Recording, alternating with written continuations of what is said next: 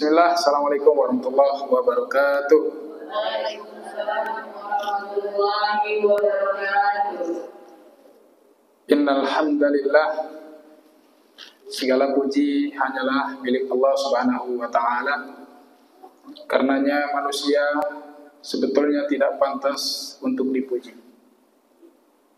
Menarik dalam kehidupan umat Islam, apapun keadaan selalu memuji Allah Subhanahu wa taala. Apabila kita mendapatkan kebaikan, kenikmatan, maka kita memuji Allah dengan ucapan alhamdulillah bi ni'matihi tatimmus shalihat. Segala puji bagi Allah karena dengan nikmatnya segala amal kebaikan berjalan dengan baik. Kemudian apabila kita mendapat musibah, maka kita ucapkan alhamdulillah ala kulli hal. Segala puji bagi Allah atas semua keadaan. Makanya umat Islam itu rumahnya terbakar pun alhamdulillah. Ya. Tabrakan alhamdulillah. Gak ada orang musibah kena banjir, tiba-tiba sholat gak mau pakai alhamdulillah. Allahu Akbar, langsung Ar-Rahmanir-Rahim. Kenapa alhamdulillah gak dibaca? Aduh, saya lagi musibah. Gak ada. Semuanya alhamdulillah. Karenanya Nabi Nuh alaihissalam itu nabi yang sangat sedih sekali kalau kita membaca kisahnya. Dakwanya siang dan malam. Kenapa dakwanya di malam hari juga, kata para ulama? Karena kalau siang hari, begitu umatnya melihat Nabi Nuh, itu udah jijik duluan. Nuh lagi, pergi bubar. Gitu ya. Kemudian Nabi Nuh dakwah di malam hari dengan harapan minimal suaranya tersampaikan. Gitu ya, suaranya tersampaikan. Bahkan di surat Nuh dijelaskan, itu kalau Nabi Nuh ceramah seperti ini, ibu kalau nggak suka ceramah saya, tinggal keluar aman. Tapi kalau nggak suka ceramah saya, duduk di tempat, kemudian telinganya ditutup. Itu lebih menyakitkan. Dan itulah yang dilakukan oleh umat Nabi Nuh alaihissalam. Nabi Nuh ceramah ditutup telinga, bahkan mukanya ditutup. Itu sedih sekali. Nabi Nuh ibaratnya ke kanan mengajak orang untuk beriman, istrinya ke kiri, itu suami saya gila, nggak bisa didengar. Itu kan tantangan yang paling menyedihkan, itu adalah tantangan dari orang-orang yang kita cintai, suami, anak, istri. Tapi yang menarik adalah Nabi Nuh digelar oleh Allah Subhanahu wa taala innahu kana 'abdan syakura di surat Al-Isra ayat 3. Hamba kami Nuh itu adalah hamba yang syakur. Syakur itu kesyukurannya udah level tinggi. 'Abdan syakura. Saya begitu baca itu heran. Di mana syukurnya? Ya. Nabi Nuh sepanjang hidupnya menderita terus. Bahkan satu anaknya kafir sampai dia meninggal. Kan'an. Kemudian istrinya membangkang. Umatnya dakwah 950 tahun, hanya 80 yang menjadi pengikut Nabi Nuh alaihissalam. 950 tahun. Nah, kalau di sini buat majelis taklim yang ikut cuma segini ya jangan ini. Tunggu 950 tahun dulu. Jangan sedih hati, ya. Saya pernah isi kajian, jamaahnya cuma 3. Saya lagi mau kodima kayak gini, pergi 1. Waduh, sisa 2. Tapi alhamdulillah ternyata pulang ngambil istrinya, jadi 4. Ya. Jadi kenapa Nabi Nuh alaihissalam digelar abdan syakura sementara hidupnya penuh dengan derita? Saya baca-baca ternyata yang membuat Nabi Nuh alaihissalam menjadi hamba yang bersyukur mungkin menurut kita hal yang sepele. Itu kalau Nabi Nuh makan, dia mengatakan alhamdulillah Allah memberiku makan dan Allah bisa saja tidak memberiku makan. Begitu minum, alhamdulillah Allah memberi aku minum dan Allah bisa saja tidak memberiku minum. Pakai sendal, pakai apa, semua selalu memuji Allah Subhanahu wa taala. Innal hamdalillah, sesungguhnya pujian itu hanya memang milik Allah. Nahmaduhu, karenanya kita memujinya. Wa nasta'inuhu, dan kepadanya kita meminta pertolongan. Setiap hari minimal 17 kali kita berjanji kepada Allah, iyyaka na'budu wa iyyaka nasta'in. Kepadamulah ya Allah kami menyembah, dan hanya kepadamulah kami mohon pertolongan. Karena kata Nabi, mintalah kepada Allah walaupun urusan garam. Kita kan kalau habis garam gampang, ada duit pergi ke warung ya. Berapa garam? 5.000 udah.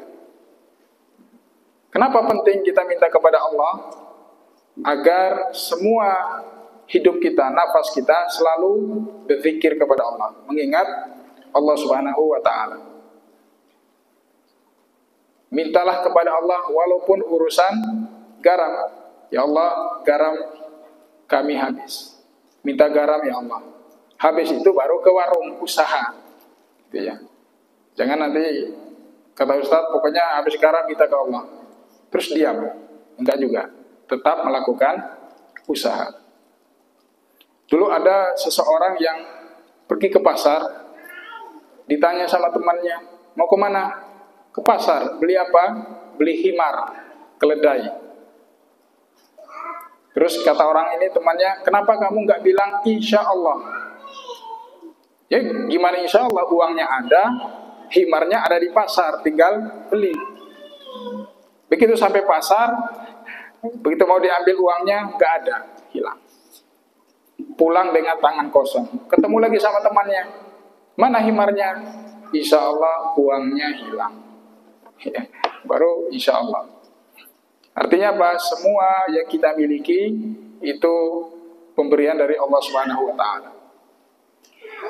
Wa nastaghfiruh, dan kepada Allah saja kita memohon ampunan. Wa na'udzu billahi min syururi anfusina, dan kepada Allah kita mohon perlindungan dari kejelekan diri kita, dari dosa dan maksiat kita. Kenapa kita terlihat baik di depan orang? Karena Allah menutupi aib-aib kita.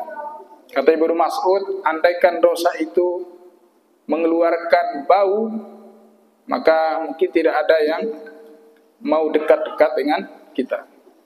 Karena saking banyaknya dosa yang kita lakukan.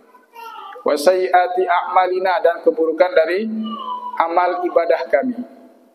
Yang seharusnya kita ngaji karena Allah, malah ngajinya karena rame-rame saja, ikut-ikutan. Seharusnya baca Quran itu karena Allah Subhanahu wa ta'ala, tapi baca Qurannya karena tidak enak dengan Bu RT, tidak enak dengan ya ketua majelis taklim, macam-macam. May yahdihillah fala mudhillalah. Ini luar biasa. Barang siapa yang Allah beri hidayah, maka tidak ada satupun yang dapat menyesatkannya. Wa may yudlil fala hadiyalah. Siapapun yang disesatkan Allah, tidak ada satupun orang yang bisa memberi hidayah. Paman Rasulullah SAW membela Nabi, membela perjuangan Nabi, selalu menjaga Nabi SAW dari gangguan kafir Quraisy, tapi Allah tidak memberinya hidayah Islam. Kita hidup jauh dari Rasulullah SAW, nggak pernah lihat Nabi, nggak pernah ikut berjuang, nggak pernah lihat mukjizat Nabi. Tetapi kita diberi Islam, menunjukkan bahwa Allah sangat mencintai kita. Bahkan nanti pada hari kiamat orang-orang kafir, ya orang-orang di luar Islam ingin menjadi seorang muslim. Rubama yawaddul ladzina kafaru law kanu muslimin. Mereka nanti ingin menjadi seorang muslim. Kenapa? Karena orang Islam punya kesempatan masuk surga, walaupun dicuci dulu, gitu ya, dicuci dulu. Semoga kita nanti termasuk golongan yang hisab yasiro, hisabnya ringan. Jadi hisab itu nanti 3, ada yang bighairi hisab, tanpa hisab. Ini orang-orang majelis taklim al-akbar, dia masuk surga, nggak perlu ditanya-tanya. Ada yang hisab yasiro, hisabnya ringan. Dulu melakukan dosa A, benar ya Allah. Dosa B, benar ya Allah. Ya udah, hari ini tak ampuni, masuk surga. Hanya ditanya aja, konfirmasi. Nah kemudian yang ketiga, nah, itu yang diinterogasi, dimarah-marah, dibentak-bentak. Kata Bunda Aisyah, siapa yang dibentak, diinterogasi, maka pasti masuk neraka jahanam. Ibu yang dirahmati Allah Subhanahu Wa Taala, suara saya agak serak ya. Saya 3 hari sakit, sebelum ini baru pemulihan. Mau nolak gak enak ya. Saya bilang sepertinya di sana ada energi positif. Semoga saya pulang dari sini sembuh total. Baik, kita langsung masuk pada tema. Sebelumnya selawat serta salam atas junjungan Nabi kita Muhammad sallallahu alaihi wasallam, teladan terbaik sepanjang masa. Nabi mengajarkan kita 2 akhlak yang sangat luar biasa. Akhlak itu ada akhlakul karimah, akhlak yang baik. Akhlak yang baik itu contohnya ibu ngejek saya dengan dikata-kata ini ustaznya begini. Saya sabar aja. Kesabaran itulah akhlakul karimah. Ada yang kedua lagi, akhlakul azimah, akhlak yang agung. Saya diejek orang, tapi saya traktir bakso orang itu. Nah itu akhlakul azimah ya. Kita difitnah, malah dikasih motor. Oh fitnah saya dah, nih motor kasih.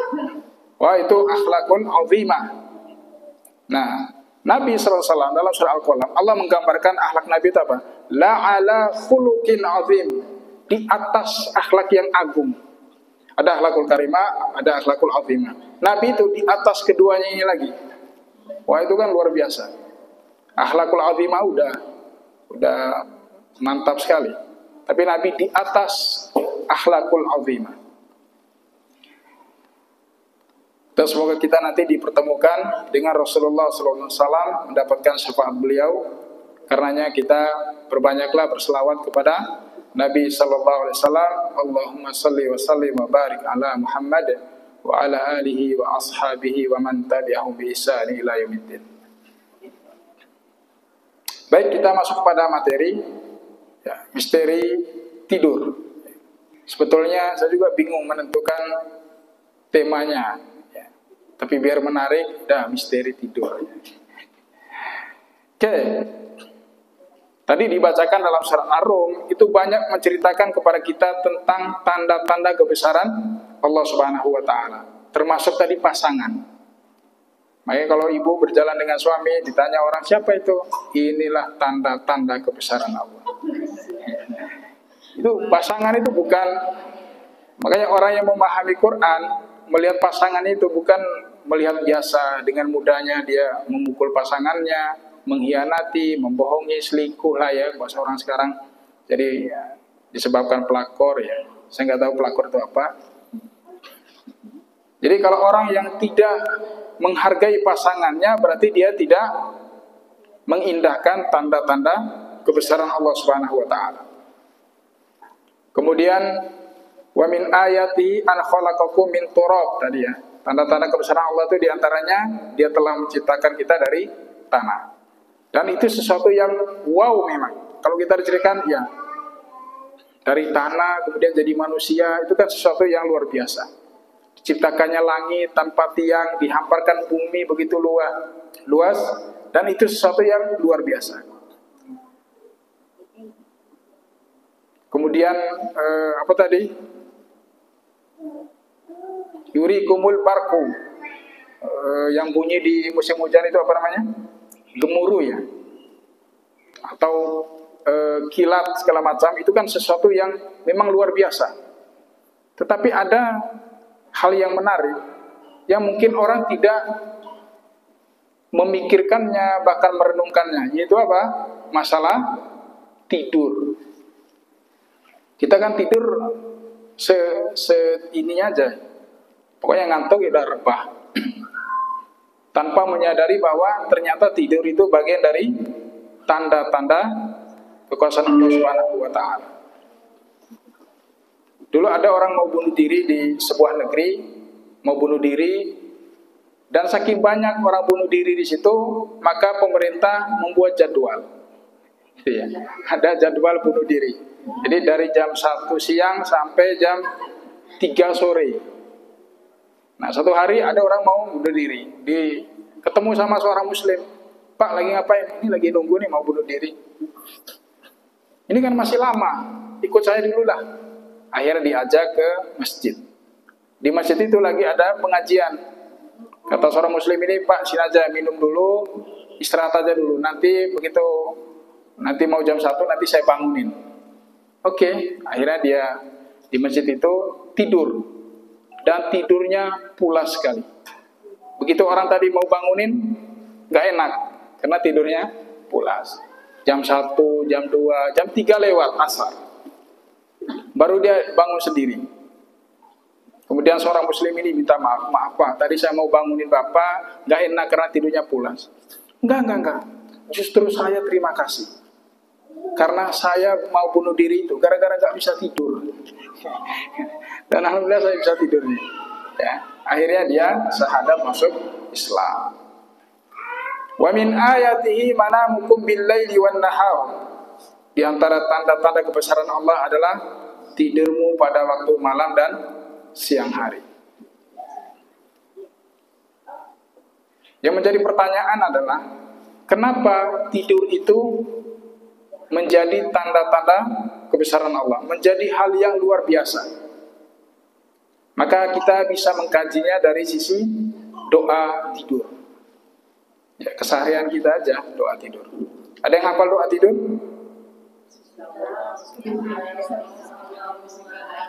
Nah, itu kalau di sekolah saya itu yang kelas SD standar ya. Ya standar. Oke, artinya apa kira-kira itu?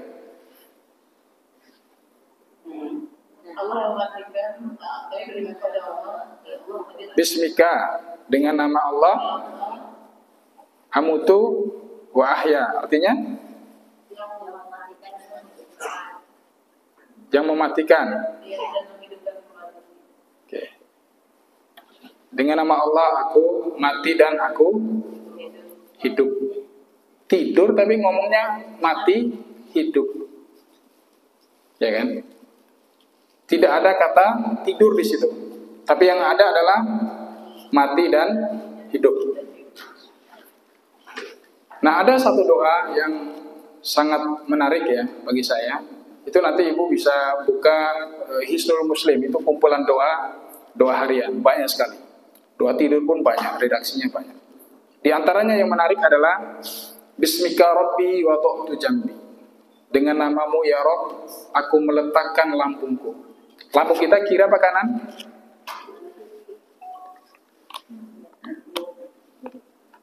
Saya mau berbeda aja lah, di tengah.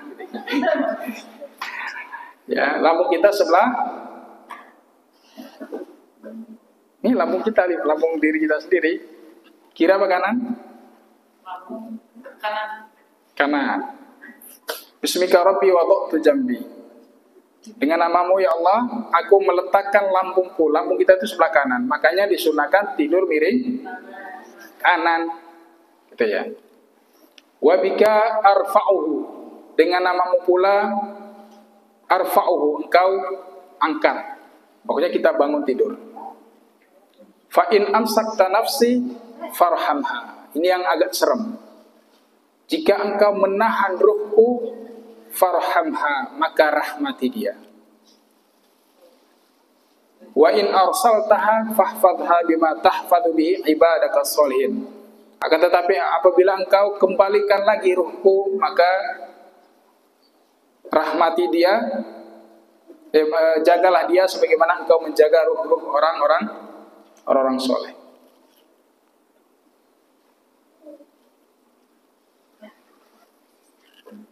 Ternyata ketika kita meninggal dunia, Allah menggenggam ruh kita. 2 kali Allah menggenggam ruh kita. Yang pertama ketika kita tidur. Yang kedua ketika kita mati. Ya. Bu, boleh buka surah Az-Zumar ayat 42. Allah berfirman, Allahu yatawaffal anfusa hina mautiha walladzi lam tamut fi manamiha fayumsiku allati qada 'alaiha al-mauta wa yursilul ukhra ila ajalin musamma inna fi dzalika laayatin liqaumin yatafakkarun. Allah memegang nyawa ya, atau ruh seseorang pada saat kematiannya dan nyawa seseorang yang belum mati ketika dia tidur.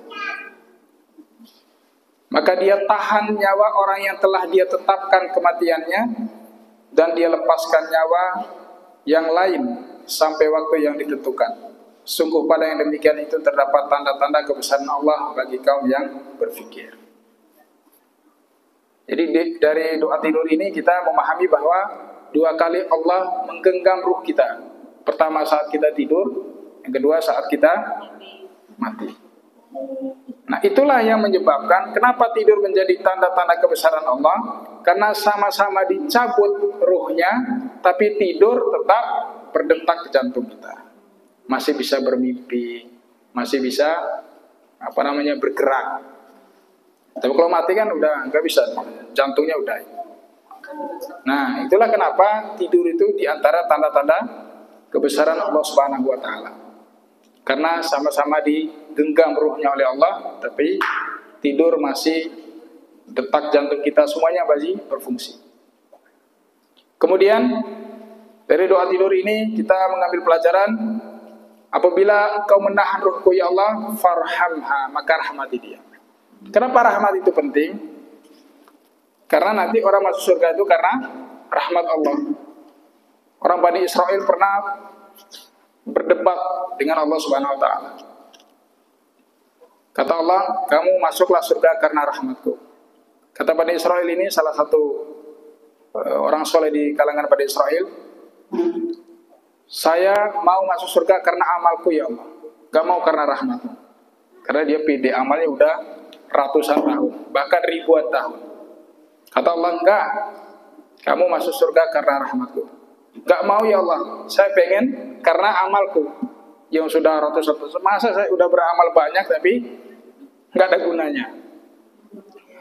Kalau gitu diambil satu matanya, ditimbang ya, satu neraca matanya, kemudian satu neraca amalnya yang ribuan tahun. Ternyata lebih berat satu mata. Kemudian Allah bertanya, wahai hambaku, kamu kan ibadah ribuan tahun, siapa yang memberimu kesehatan? Engkau ya Allah. Siapa yang membimbingmu sampai istiqomah di atas ketaatan kepadaku? Engkau ya Allah. Siapa yang memberi semua fasilitas hidupmu? Engkau ya Allah. Berarti engkau masuk surga karena rahmat. Ya. Saya suka sekali doa ini ya.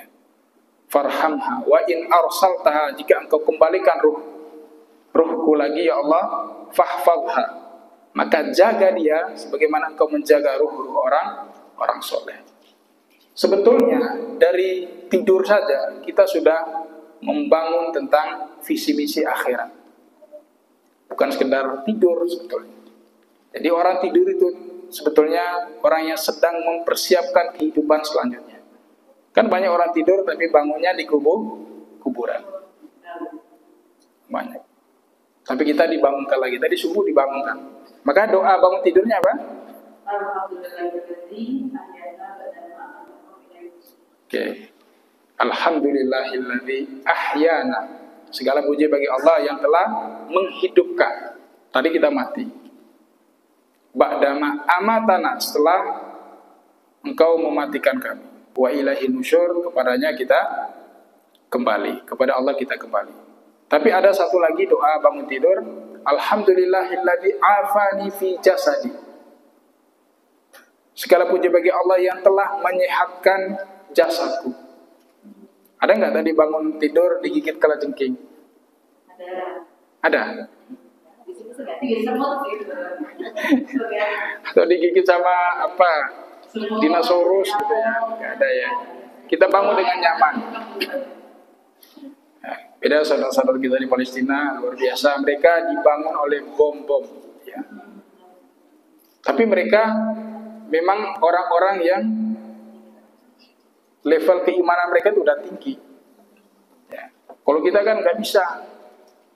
Jadi level iman orang Indonesia itu masih di bawah. Kenapa? Berbeda pendapat aja kita kelahi kan? Antara madhab berkelahi. Coba Allah kasih senjata orang Indonesia, habis semua. Perang saudara. Tapi orang Palestina enggak. Di Palestina itu tentu banyak madhab. Hanafi, Maliki, Syafi'i. Tetapi mereka punya keilmuan yang dalam sehingga tidak berkelahi tentang madhab. Makanya kalau kita melihat saudara kita berbeda dengan kita, jangan salahkan dulu. Ya. Dulu ada namanya Habib Habiel, pergi ke Turki, dia sholat di masjid Muhammad Al-Fatih. Begitu imamnya waladdallin, dia sendiri amin, semua sepi, dia sendiri amin. Kaget. Dia pulang, dia buka kitab fikih Syekh Wahbah Az-Zuhaili, Fikul Islam wa Adilatu, ternyata itu mazhab Hanafi. Pergi lagi dia ke Amerika, sholat subuh. Kita sholat subuh sekarang 3:30 ya, 3:30, 4:30.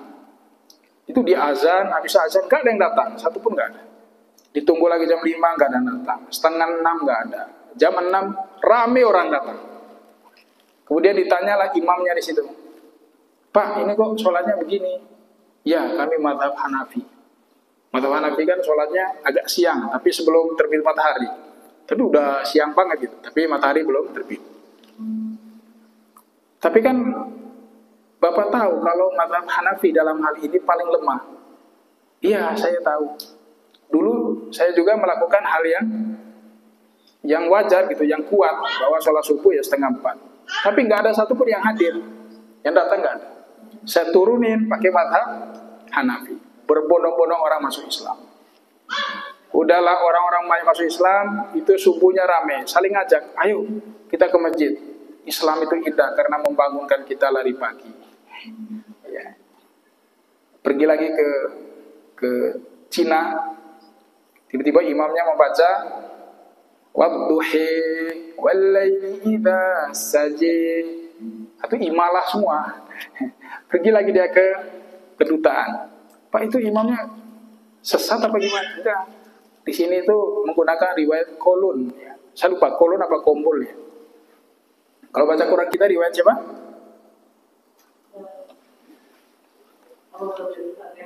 Lupa Ustaz. Ya.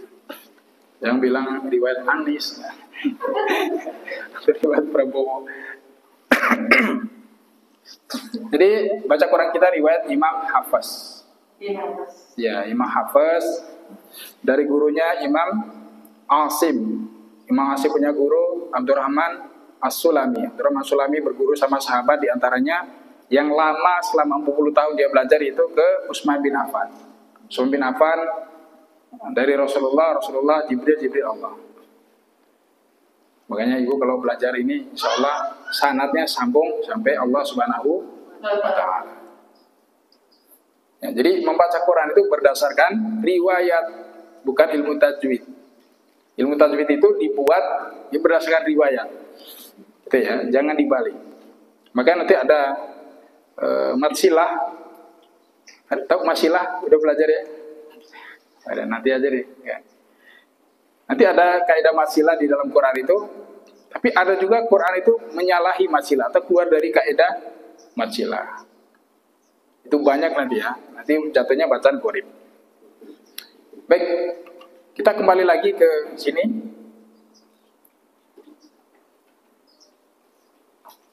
Tadi bangun tidur apa? Alhamdulillahilladzi afani fi jasadi wa radda alayya ruhi. Nah, dan telah mengembalikan ruhku. Nah, itu salah satu redaksi doa bangun tidur. Wa adzinali bi dzikri. Saya itu paling suka di kalimat terakhir wa adzinali bi dzikri. Dan telah mengizinkan aku untuk berzikir. Wah, itu saya kalau baca kayak gitu-gitu tuh luar biasa. Dan telah mengizinkan aku untuk berzikir. Jadi ternyata kita bisa berzikir, bisa sholat, semua itu karena rahmat Allah. Bukan karena kita sehat, punya fasilitas, enggak. Maka di dalam surah Al-A'raf Allah menegur keras kepada Nabi. Laula an tsabbatnaka laqad kita tarkanu ilaihi. Wahai Muhammad, kalau bukan kami teguhkan hatimu. Jadi Allah tidak membahasakan kalaulah tidak kamu teguh, gitu ya. Kalaulah tidak kamu istiqomah Muhammad, enggak. Kalaulah bukan kami meneguhkan hatimu, hampir engkau condong kepada orang kafir. Nabi Muhammad saja itu karena pertolongan Allah. Ya. Bal'am bin Ba'urah, kalau kita tahu, salah satu ulama Bani Israel, gitu ya, di zaman Nabi Musa alaihissalam, itu saking solehnya, kalau dia doa, ya Allah sekarang turunkan hujan, turun hujan, mustajab. Tapi tidak ada yang menyangka Bal'am bin Ba'urah meninggal dalam keadaan kafir, murtad. Rojal bin Fuwa, sahabat Nabi, itu melihat akhlak Nabi, kemudian melihat mujizat Nabi SAW, berjuang dengan para sahabat. Tetapi tidak ada yang menyangka Rojal bin Fuwa meninggal dalam keadaan murtad, mengikuti Musailimah al-Kadzdzab, nabi palsu. Diutus dakwah di sana ya ke nabi palsu Musailimah al-Kadzdzab. Malah jadi pengikutnya. Akhirnya dia meninggal dalam keadaan murtad. Tapi hari ini kita tetap dijaga oleh Allah Subhanahu wa taala sehingga kita masih di atas Islam, masih di atas kebaikan, masih bisa duduk di majelis ilmu. Yang kata salah seorang ulama atau bin Abi Robah mengatakan majlisun ilmin wahid yukaffir sab'ina majlisan min majalisil lahu.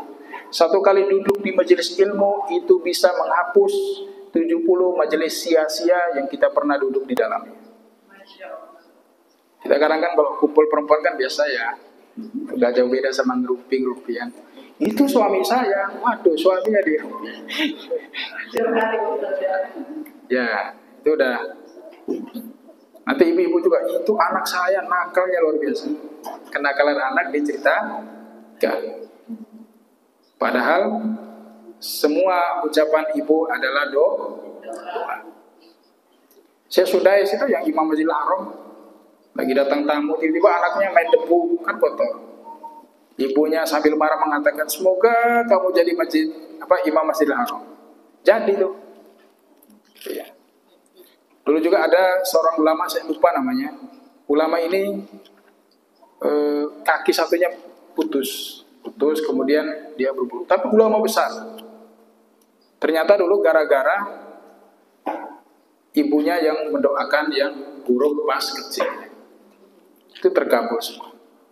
Jadi kalau kita marah, maka ucapannya tidak boleh marah.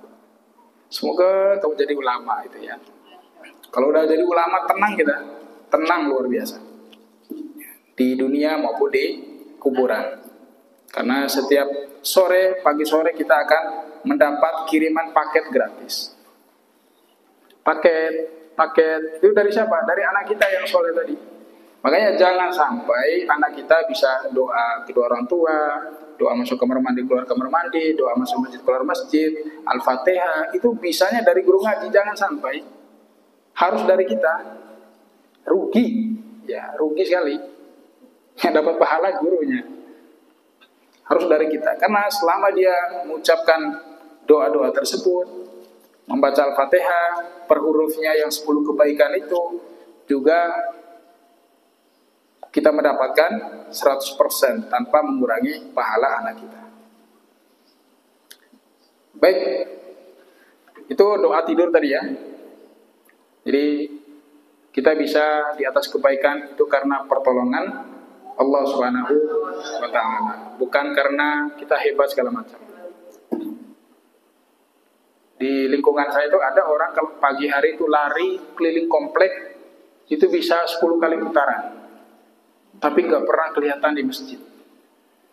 Oh, dekat rumah. Perjalanan terberat itu masjid memang berat sekali. Ya kan? Kalau kita baca WA bisa 5 jam pun bisa. Tapi baca Quran yang satu hurufnya 10 kebaikan berat. Kenapa? Karena setan tidak suka. Hal-hal yang baik setan nggak suka. Makanya digoda sampai sehabis-habis tenaganya digoda kita. Baik, tadi kembali ke rahmat. Ya. Jadi dalam doa tidur tadi ada kata-kata rahmat. Ya Allah, andai Engkau menahan ruhku, maka rahmati dia. Kenapa rahmat itu penting? Karena kita masuk surganya Allah Subhanahu wa taala karena rahmatnya, bukan karena ibadah kita. Ya, bukan karena ibadah kita. Satu kali Umar bin Khattab jalan bersama sahabatnya melihat rahib. Rahib itu apa bahasa kita sekarang? Pendeta lah. Itu sedang beribadah di tempat ibadahnya, ya. Capek, kemudian bajunya lusuh, ya kan, keadaannya melelahkan. Tapi Umar bin Khattab kemudian menangis. Apa yang membuat Umar bin Khattab menangis? Dia membaca surah Al-Ghasyiyah. Hal ataka hadithul Ghasyiyah. Kemudian wujuhu yawma idzin amilatun. Nah itu, amilatun nasibah. Ada orang beramalnya banyak, amalnya saking banyaknya capek, nasibah sampai dia lelah. Tapi apa yang didapatkan? Tasla narun hamiyah. Tapi di akhirat dia malah dipanggang di api neraka. Amalnya banyak tapi dipanggang. Ya, makanya syarat amal diterima itu apa? Ikhlas, ittiba'ur rasul, mengikuti sunnah Nabi SAW. Saya ikhlas nih, sholat maghrib ikhlas, tapi 5 rakaat ya ditolak. Ada yang sholat subuhnya udah 2 rakaat, tapi tidak ikhlas. Pengen dilihat rajin aja, pengen dilihat dikatakan ahlu masjid gitu ya. Makanya memperbaiki niat itu sangat luar biasa perjuangannya. Kemudian makna rahmat dalam Al-Quran minimal menunjukkan 3. Yang pertama, ampunan dari dosa yang berlebihan. Ya, ampunan dari dosa yang berlebihan. Sebagaimana Allah berfirman, "Qul ya ibadiyalladzina asrafu ala anfusihim la taqnatu min rahmatillah, innallaha yaghfirudz dzunuba jami'a." Wahai hamba kami yang melampaui batas dalam maksiat, jangan berputus asa dari rahmat kami. Ya, rahmat di situ maksudnya apa? Dari ampunan. Kemudian rahmat yang kedua adalah solusi dari setiap persoalan kehidupan kita.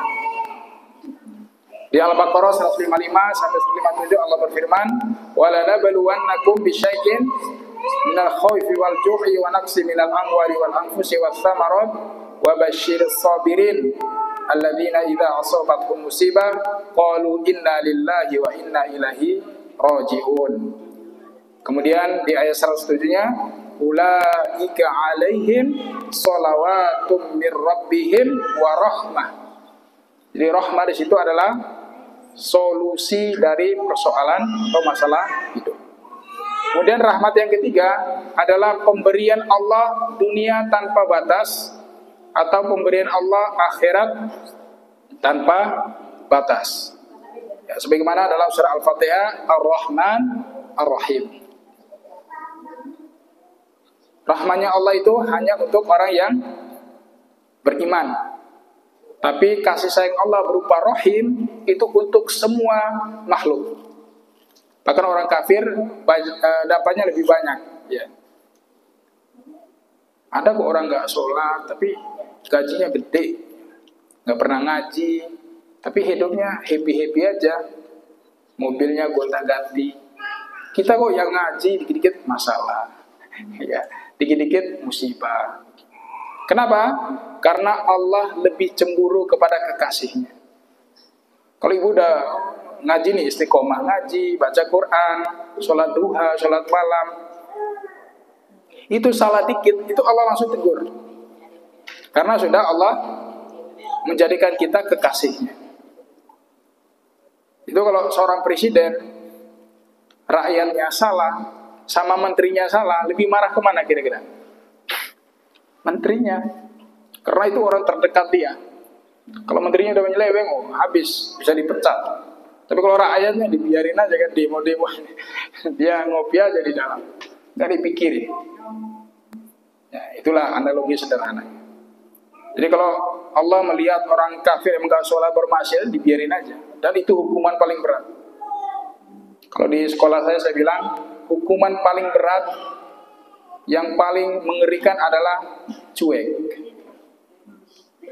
Itu kalau ada guru, ya, dia tahu kita salah, nggak ditegur, nah itu hukuman paling berat. Kalau ada guru dikit-dikit pukul, dikit-dikit marah, itu sayang banget gurunya. Ya, gurunya itu berarti sayang, peduli, cinta. Tapi kalau guru udah membiarkan dia main ke sana, dibiarin, berarti itu sudah hukuman yang sangat keras.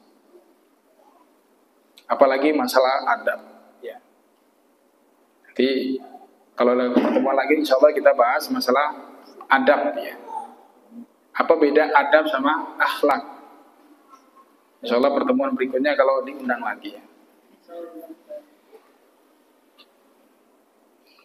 Karenanya kalau kita masuk masjid, doanya apa?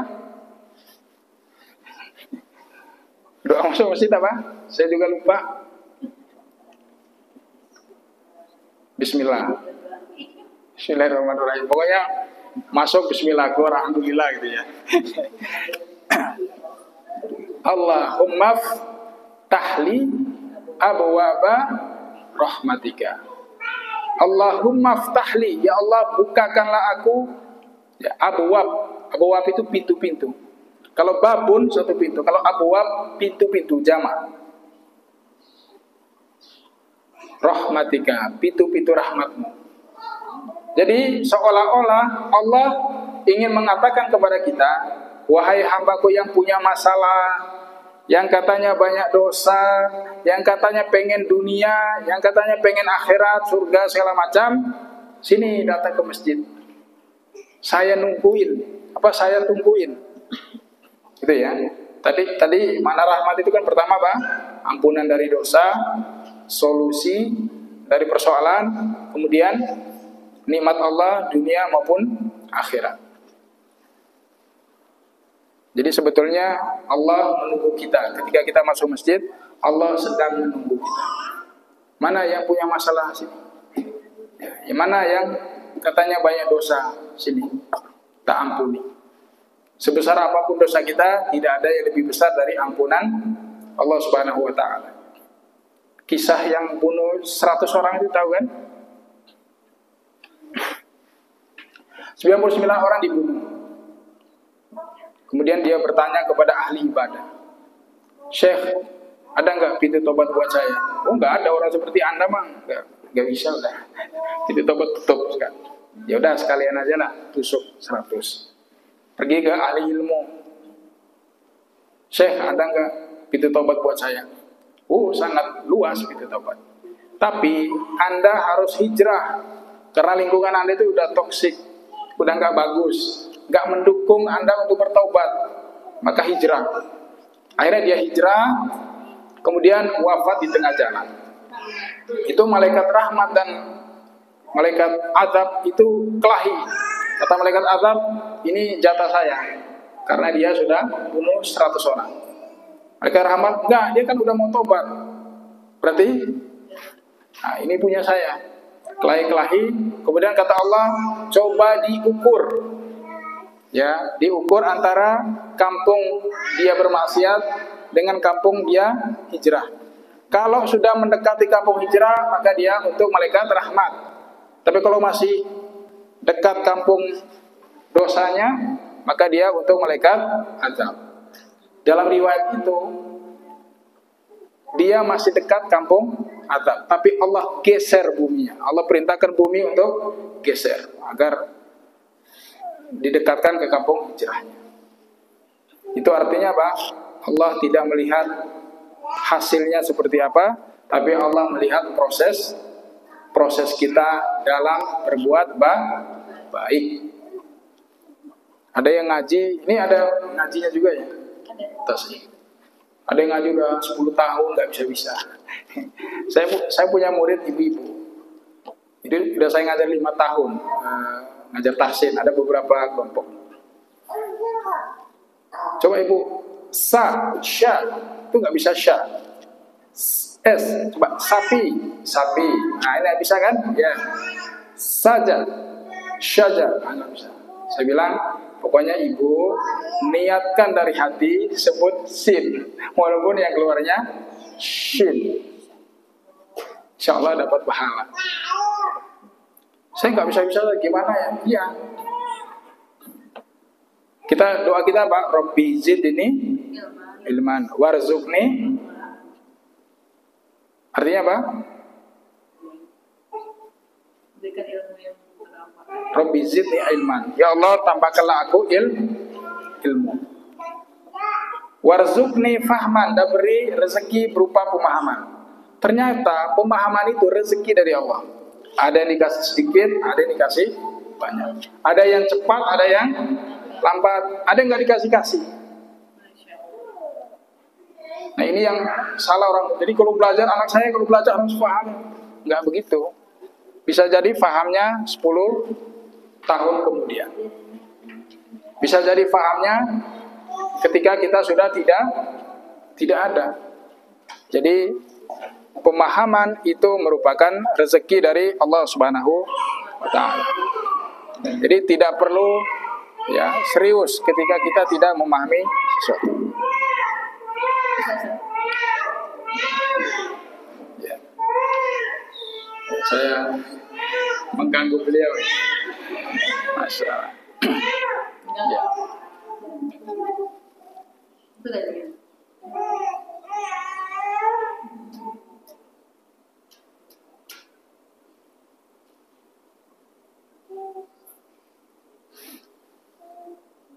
Baik. Kemudian di dalam Al-Quran ada 2 kisah tentang tidur. Yang pertama kisah Ashabul Kahfi. Berapa lama Ashabul Kahfi tidur? 309 tahun. Satu lagi Uzair. Ya, Uzair itu ada yang bilang nabi, ada yang bilang orang soleh. Itu tidur 100 tahun. Yang menarik ketika mereka bangun, saling nanya, kita tidur berapa lama? Ya paling seharian. Ya paling ya tadi pagi aja kita tidur. Kalau yang 100 tahun ya paling ya 1 jam 2 jam. Padahal mereka sudah tidur ratusan tahun. Apa pelajaran yang kita bisa ambil? Bahwa orang yang tidur itu tidak merasakan dimensi waktu. Tidak merasakan. 309 tahun. Ashabul Kahfi itu fisiknya masih muda, nggak tua. Itu ya, nggak tua. Makanya Ashabul Kahfi itu kisah yang sangat monumental ya di dalam Al-Quran. Kalau dengar kata Al-Kahfi, apa yang kita bayangkan? Ada yang baca surah Al-Kahfi setiap hari Jumat, malam Jumat? Ada? Itu kenapa itu? Baca surah Al-Kahfi. Ya, disunahkan agar terhindar dari fitnah Dajjal. Kita kalau buka surah Al-Kahfi, itu nggak ada satu ayat pun, satu kata pun yang ngomong tentang Dajjal. Nggak ada. Secara tersirat maupun tersurat. Lalu kenapa kita dianjurkan oleh Rasulullah SAW untuk membaca surah Al-Kahfi? Ya, dengan harapan terhindar dari Dajjal. Sementara di surah Al-Kahfi tidak ada pembahasan Dajjal. Apa hubungannya? Ini mau dibahas nggak ini? Boleh ya, sedikit. Di dalam surah Al-Kahfi itu ada 4 kisah. Satu kisah Ashabul Kahfi, itu anak muda yang mereka menolak ajakan pemimpin kafir waktu itu untuk keluar dari akidah yang benar. Kemudian mereka kabur ya. Mereka ini keluarga terpandang sebetulnya, keluarga terpandang. Kemudian yang lainnya dipenggal-penggal. Karena kalian keluarga terpandang, kasih waktu 7 hari. Pikir-pikir. Kalau enggak diikut penggal juga. Nah dalam waktu 7 hari itulah mereka kemudian kabur. Kemudian kisah yang kedua, Sohibul Jannatan, pemilik 2 kebun. Ada satu orang memiliki 2 kebun yang indah, subur, ya. Kemudian tanaman apapun di situ, tapi dia kufur nikmat. Ini semua karena kecerdasan saya. Ini semua punya saya. Kata temannya, enggak, ini semua karena karunia Allah Subhanahu wa taala. Enggak. Ya, seperti Firaun, ar-ra'ahu istaghna. Dia merasa dirinya hebat. Nah, itu ya. Ini pokoknya mobil saya ini karena cerdas saya nih, karena emang saya kerja di. Enggak. Semuanya karena karunia Allah. Makanya enggak perlu ada yang kita sombongkan. Ya. Yang Allah berikan kepada kita tuh, kalau kita celup di lautan, celup, angkat, kan ada yang jatuh tuh. Segitu aja yang kita dapat. Makanya kalau kita dapat, tidak perlu bangga karena status. Kalau nggak dapat juga nggak perlu sedih karena status. Gitu ya. Kemudian Allah tenggelamkan bersama hartanya. Kisah yang ketiga, kisah Nabi Musa dan Nabi Khodir alaihissalam. Ada yang bacanya Khidir, ada yang Khodir. Tapi bacaan-bacaan saya lebih menguatkan Khodir. Ya, walaupun ada yang membacanya Khidir. Itu berawal dari pertanyaan Bani Israel. Wahai Musa, siapakah orang yang paling berilmu? Kata Nabi Musa, siapa lagi kalau bukan saya? Itu Allah tersinggung. Gak boleh gitu Musa. Gak boleh. Kami punya hamba yang punya ilmu yang kamu tidak miliki. Maka pergilah ke sana untuk belajar kepada Nabi Khidir alaihissalam. Kemudian kisah yang keempat nanti kisah Dzulkarnain. Dzulkarnain ini dia Islam, masuk Islamnya ke Nabi Ibrahim alaihissalam. Kemudian mereka tawaf, kemudian nanti dia jadi raja. Kemudian dia menyebarkan ajaran Nabiullah Ibrahim alaihissalam. Dia dakwah dari ke ujung baratnya dunia ini sampai nanti tepat tenggelamnya matahari. Ternyata matahari tenggelam di lumpur gitu ya, agak seperti lumpur. Kemudian nanti dia pergi ke paling ujung timurnya bumi ini. Nanti dia ketemu dengan masyarakat yang mereka telanjang, nggak tahu cara buat pakaian, nggak tahu cara buat rumah. Jadi mereka kalau udah terik itu kan timur kan panas sekali berarti dekat matahari. Itu mereka sembunyi di bawah tanah, masuk ke bawah tanah. Kemudian Dzulkarnain datang dengan pasukannya, mengajari mereka cara buat pakaian, bangun rumah. Kemudian mereka berkeluh, wahai Dzulkarnain, raja yang agung, tolong buatkan kami sekat antara kami dengan Ya'juj Ma'juj. Nah itu nanti ya, Ya'juj Ma'juj. Jadi di gunung di tengah dia ada lembah, di sinilah dibangun tembok. Jadi Ya'juj Ma'juj itu ada yang tingginya sepohon kelapa, ada yang kayak kurcaci gitu, pendek. Ada yang tidur pakai telinganya, nanti telinga sebelahnya pakai selimut. Ada yang nanya, mereka dari golongan apa? Manusia. Ya, di dalam Dr. Ahmad Thohir itu dijelaskan, mereka keturunan Yafis. Nabi Nuh kan punya 3 anak kok. Sam, Ham, Yafis. Nah, dari 3 anak itulah yang berkembang biak. Dari 80 pengikut Nabi Nuh tadi, yang selama di kapal itu, hanya 3 anaknya itu yang berkembang biak. Makanya kita nanti keturunan Nabi Nuh. Ya. Mereka itu keturunan Yafis. Dan kayak modelnya itu kayak film mak lampir itu ya. Tertarik ini, pokoknya aneh-aneh. Dan ternyata memang manusia itu mengalami evolusi, gitu ya. Kayak umatnya Nabi Hud itu kan kayak raksasa, dan mereka membantai kaum yang lain. Maka Hud itu diutus saudara mereka untuk mendakwai kaumnya agar tidak melakukan kezaliman. Itu kayak raksasa. Dan memang umat-umat dulu kan besar-besar. Kalau umat Nabi Muhammad kayak kita-kita nih. Ya, kemarin ada yang nanya, Ustaz, kenapa sih kita kecil-kecil ya? Dulu kan gede-gede. Di antara hikmahnya, biar umat Nabi Muhammad itu tidak lelah mencari makan. Bayangkan kalau ibu gede kayak ini, itu kan makan 1 piring kan nggak cukup. Ya kan? Kan harus 1 nampan. Itu sekarang cari sesuap nasi aja, aduh, susah sekali kan. Saling sikul, bahkan yang haram pun dilanggar segala macam. Makanya kita 1 nasi aja, lauk telur kenyang. Kalau badan kita besar, itu masak yang harusnya 1 keluarga 1 liter, ya kan? bisa 10 liter sekali masak. Kemudian bangun rumahnya, ini kalau rumahnya segini misalnya 100 juta, karena barangnya gede bisa 1000 juta, atau 1 M, 2 M lah. Itu kan beban.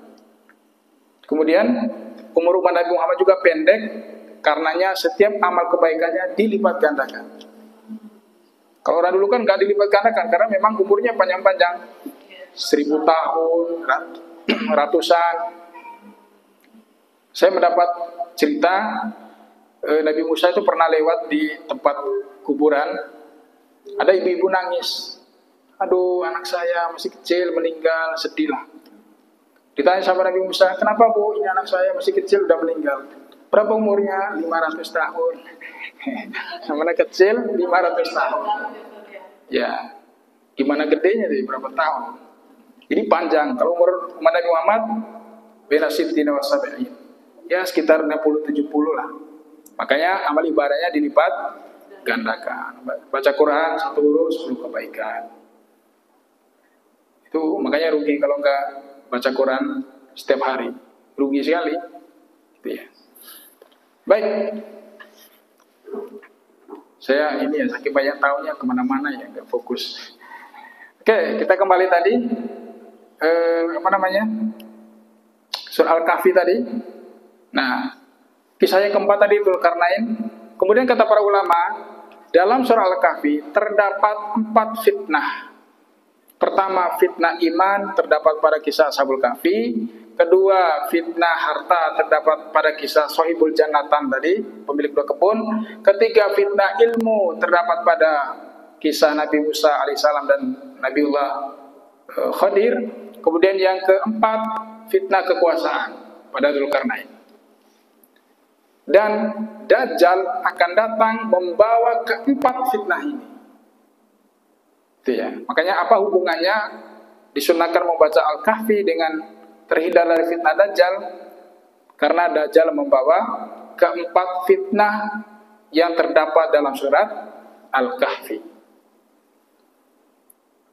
Dajjal membawa fitnah keimanan dengan luar biasanya dia mengaku Tuhan sehingga memaksa orang untuk menyembah. Dan banyak yang menyembah Dajjal itu Yahudi dan kaum wanita. Makanya kalau akhir zaman itu kaum wanita itu diikat di tiang-tiang rumah karena rawan sekali. Iya. Kemudian Dajjal membawa fitnah harta itu, pasir-pasir tandus bisa diubah menjadi subur. Baik Tuhan kami, hujan, turun hujan subur. Sihirnya luar biasa. Membawa fitnah ilmu dengan dia bisa mengungkapkan hal-hal yang luar biasa yang nggak diketahui manusia, dia bisa tampilkan. Pokoknya luar biasa Dajjal. Dia mengelilingi dunia ini sekejap. Cuma 2 kota yang nggak bisa dimasuki, yaitu Mekah dan Madinah. Dan semoga kita tidak hidup di zaman Dajjal. Wah, itu ngeri sekali. Setelah Dajjal baru keluar nanti Ya'juj Ma'juj tadi, baru keluar. Dan Nabi Isa pun nggak bisa melawan Ya'juj Ma'juj.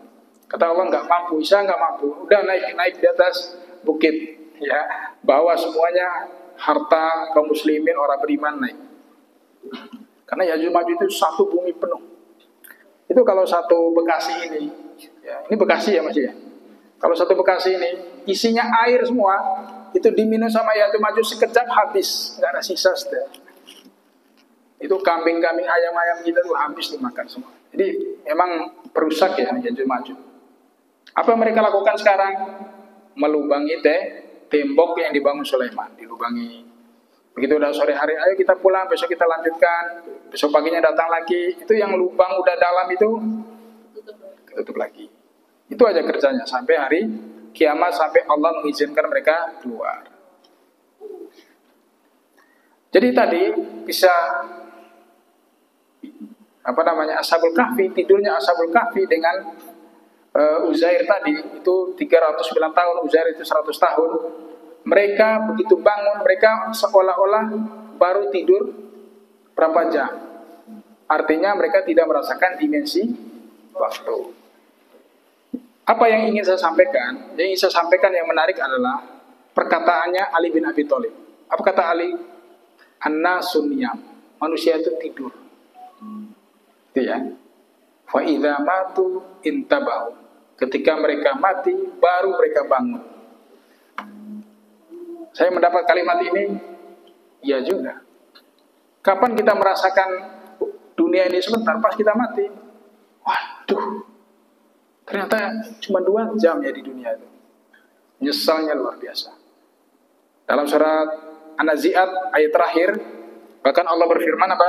Ka'annahum yauma yarawnaha lam yalbathu illa 'ashiyatan aw duhaha.